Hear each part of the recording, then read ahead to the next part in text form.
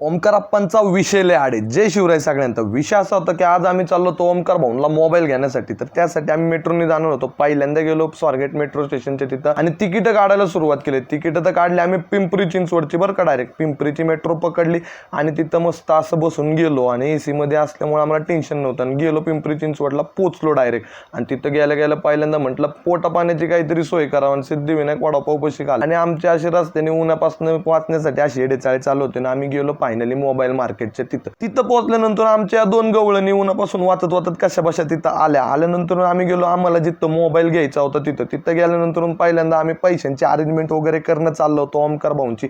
आणि नंतर मग तिथं गेल्यानंतर ओमकार भाऊंनी रजिस्टर वगैरे केलं, आपलं नाव नंबर वगैरे लिहिला आणि नंतर लागला पैसे मोजायला. डायरेक्ट म्हटलं की आता 14 प्रोज घ्यायचा. तर त्या भाऊंनी 14 प्रोज काढला.